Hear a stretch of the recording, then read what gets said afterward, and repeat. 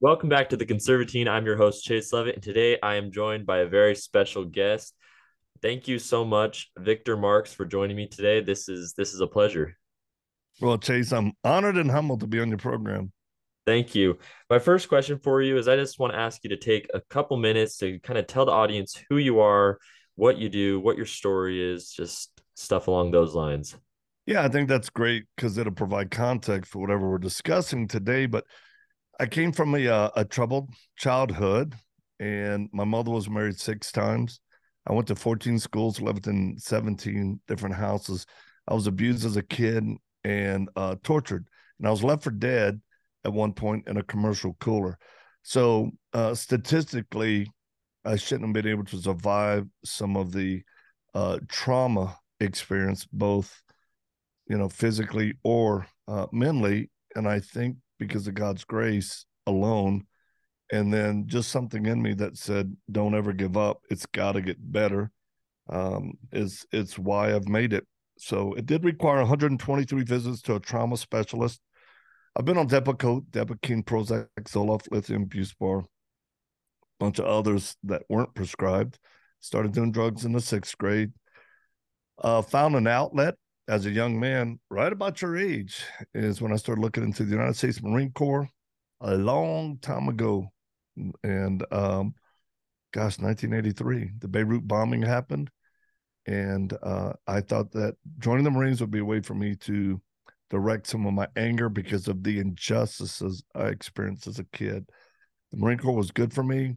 And then when I got out, I actually had a martial arts career, but I did get born again as a Christian, which played such an incredible role in forming my values and my life's work, which is ministry called All Things Possible. We work as an NGO overseas, both in the Middle East, Southeast Asia, and other places. We're best known in this past decade for helping women and children recover from being held captive by ISIS and receiving trauma care. We still have a safe house currently in Iraq. I have 16 pumps with my team members into Iraq or Syria, again, over the last 8 years now. And then we're very active here in the US of trying to build young men up to be what I would call dangerous gentlemen, and then help people with their marriages and help veterans. And so we're just the easiest way I can tell people is this: we set captives free, physically, emotionally, and spiritually. And there's a whole lot that goes into that, but I hope that gives folks an idea. Yeah, for one, I just want to thank you for your service in the Marines. Appreciate Um, that.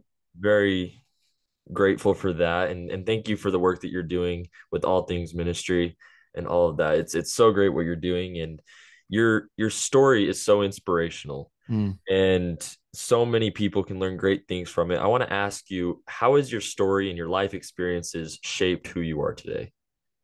Well, good or bad, our experiences really do shape who we are.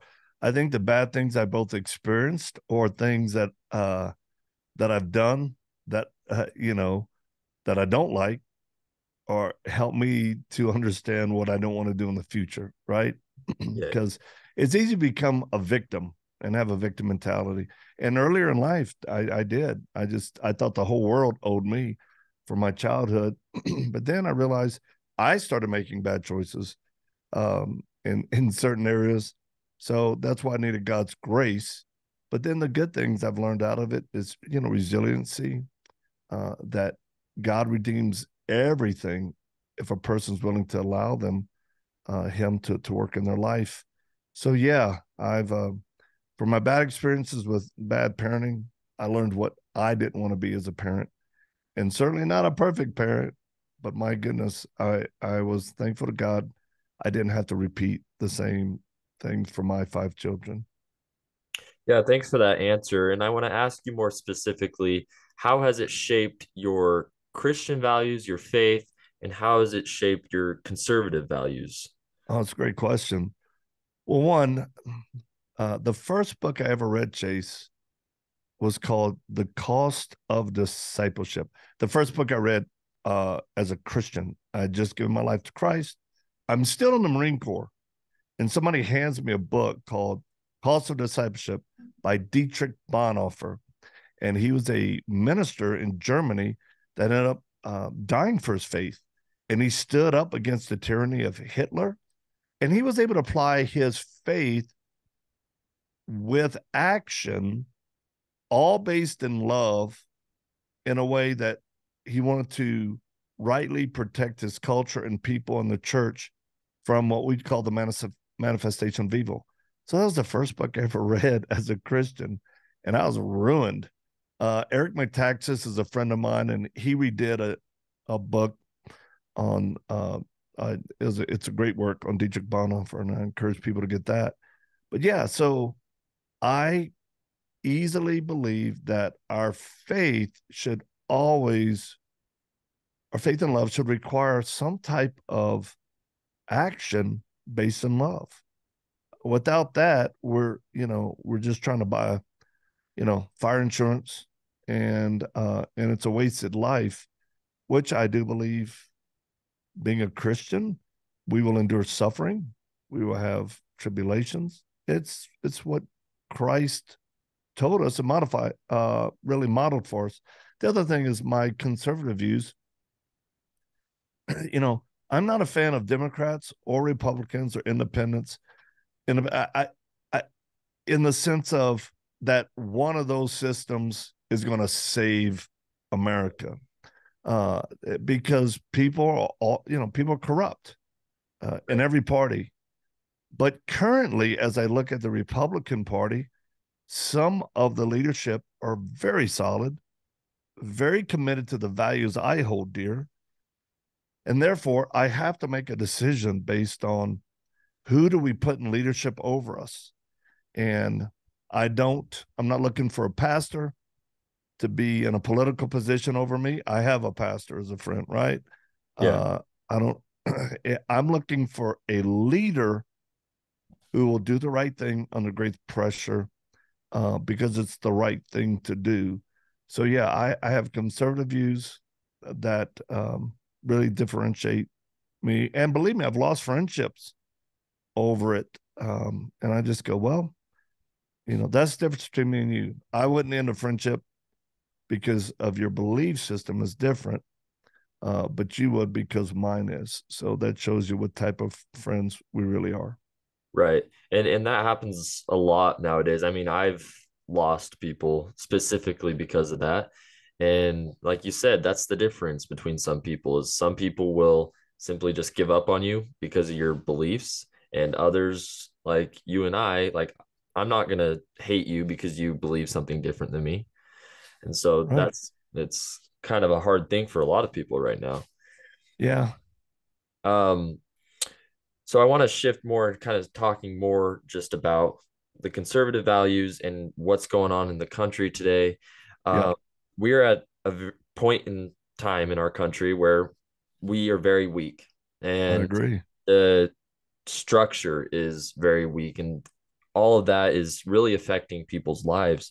And specifically, you had brought up you want to try to make great gentlemen make men masculine, basically.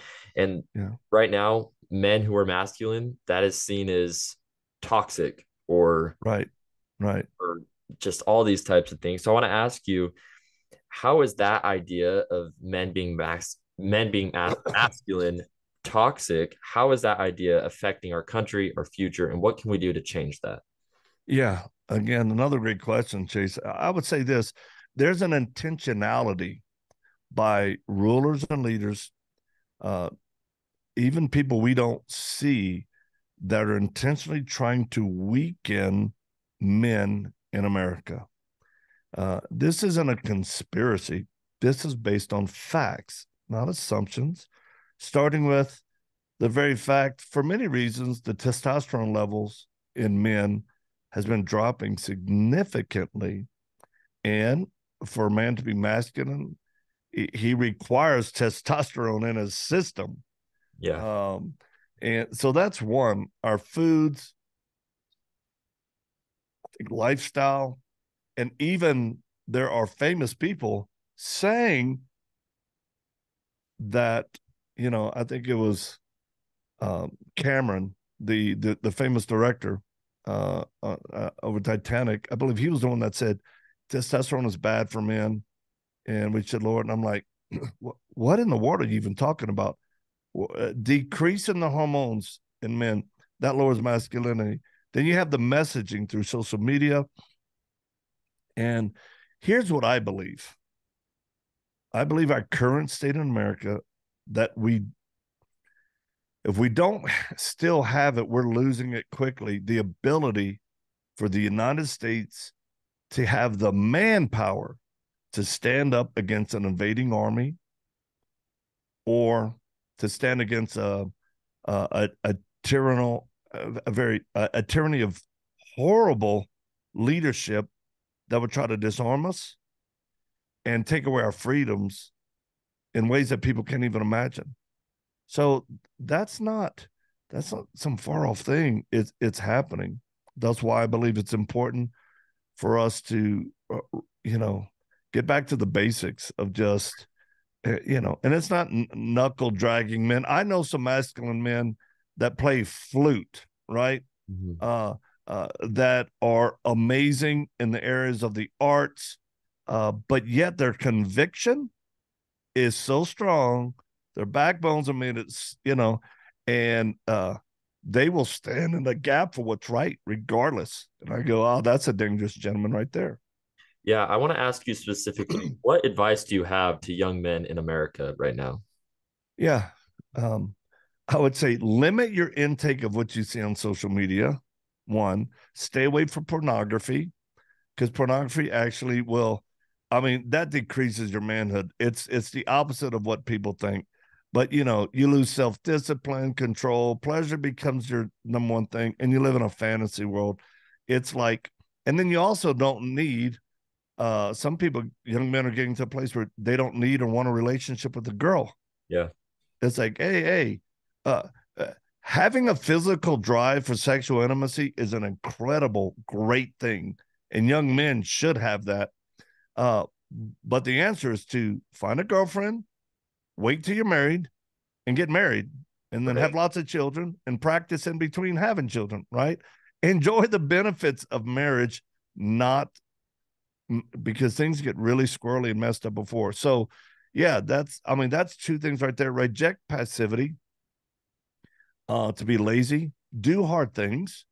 As simple as fixing your bed, taking the garbage out, um, showing initiative, helping a neighbor with something, do stuff to get you out of if you work a job, be early, stay late. It's show that you're not there just for a paycheck, but you're there to be a productive member of a team. And, you know, enjoy and understand. Believe me, enjoy and understand the word of God because the scriptures make a difference because ultimately we're just in a spiritual battle. And one of the things I'm trying to teach, and we have a spiritual warfare series coming out. It's an 8-part series. It should be out within the month. Within a month is I teach people how to identify demonic strongholds and then destroy them.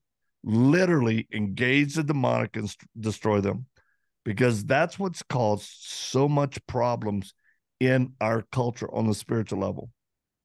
Yeah, thank you for that answer. And I think that a lot of people, when I put this out there, can hopefully take a lot from that and that advice. So thank you.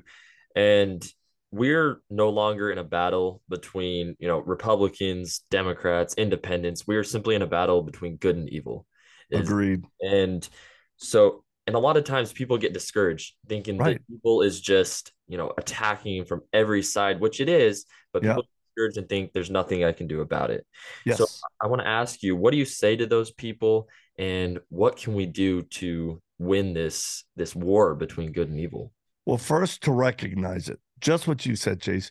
You have to recognize there's a war going on greater than just what you can see, right? Yeah. If you understand the highest level warfare and that it's being manifested in ideologies and messages and destruction of the family and breaking down the moral code, you go, well, this is a war. Second thing, um, I served in the Marine Corps, and a very famous general, Chesty Puller, uh, he was in battle in Korea. They were surrounded by Chinese, and a younger officer came up to him, and he was struggling with fear. They were battle worn, but he just goes, "Sir, they're everywhere. They're on every side of us. There's no way to get out of this."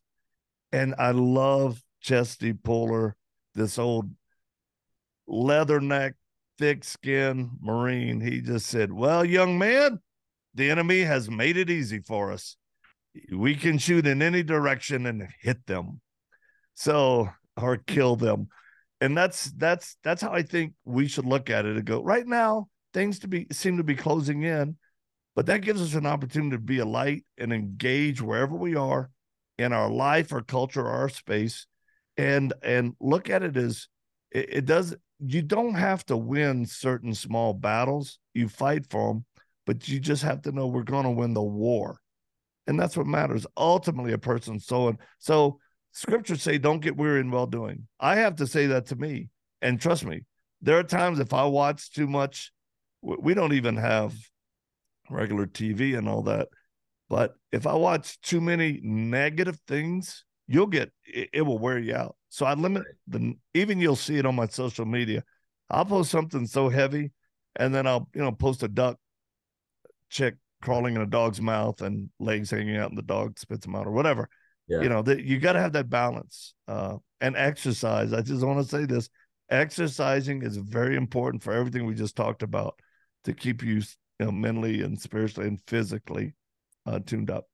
Right. Thank you for that answer. And the last question I want to ask you, I asked you specifically about your advice for young men in America. I want to ask you, what's your advice for just all people, Yeah. on how to live their lives, on how to get through challenges, on how to really just keep their head up? Well, let's say young ladies. First of all, young ladies need to understand their value and worth. Oftentimes, I look at a gal and say, "You are so beautiful." And she goes, "Thank you." And I go, "But do you know your value? Do you know and understand how valuable you are?" Because those are two different things. Beauty can fade, value does not. And I think young ladies have to get out of this worldly culture concept that what they bring to the table is boobs and a booty. And it's Right. like, hey, please get beyond that. God made you intelligent, personality, value of worth, see yourself, and then do not let young men or older men manipulate you into compromising anything you stand for. Yeah. The other thing for young ladies is you're the one that controls the power. Young ladies need to understand you're the reason why we as men will slay dragons, swim oceans, climb mountains, and take out the garbage, right? It's for them to win their heart. So let men pursue you. It's painfully obvious when a girl's insecure and she's somewhere, you just look at her, even online, that she's saying, "I'm insecure." And it doesn't matter if they're young or older. It doesn't matter if they're beautiful models. Well, it doesn't matter. They're telling you, "I'm insecure. I need affirmation." That is something my wife never put out a vibe on. And that's what was so attractive because I saw so many of the other gals. So be comfortable, see yourself. And then I would say for older folks, listen, it's we owe an apology to the younger generation for letting a lot of things slip and not thinking it would be as bad as it is right now. And I would say this: we have to get away from calling snowflakes, teasing on trans people, um, and stuff. Now, if anyone has the intention to hurt, abuse, or expose children, then you're going to pay a hefty price, both Right. in justice and society. So, but I'm just talking about we as an older generation need to realize how many hurt and broken young people there are that are really doing whatever they think they should. And it doesn't help to get angry at them, but it does help to love them. I'll give you one example. In New York City, it was one of those huge, it was during Antifa and all that. one of those huge protests against statues, right? Yeah. And cops were everywhere. And me and some of my team members we were in New York doing something, but I saw a main group just, yeah, it was intense. So me and my dog, it was that night, walked right in the middle of the whole group. We found like some of the leaders and they were kind of just sitting on the ground. So we sat right next to them. Said, hey, they're like, here I am, this white dude with a canine. They're like, who are you? What are you? I said, well, let me ask, who are y'all? What's going on here? They're like, well, we're protesting the statue. I go, what is it? They couldn't even tell you what it was. Just they didn't know where it was. Yeah. I said, well, man, I said, I like y'all's moxie. I mean, this is y'all are committed. This is pretty cool. And then I told them what I did and how I help children who've been abused by terrorists and trauma. And I started sharing a little bit of my life story. And all of a sudden, guess what? They weren't even interested in everything. They were just focused on me. And Yeah. and I just said, you know what? You guys, if your energy was directed at a greater good than just the thought of tearing down a stud, I said, really, kids who been abused, struggling, need help now, all over. Why don't you think about that with your future? And I think I read some hearts that night versus just cause more animosity. Yeah, well, thank you for that answer, and thank you for all the answers you've given me, and thank you for all that you do. This was an honor to be able to talk with you today, and I hope that I can talk to you again soon. But thank you so much for I coming. look forward. I look forward. And you know what else? Um, I think we'll put this on my podcast. Really, We'll put your show on my podcast so people can get to know this young man thank you. who did an outstanding job of interviewing me. Chase, thank you for what you do. Stand fast. And no, some of us old lions are here for you young lions. All right, thank you so much. God bless you. God bless you too.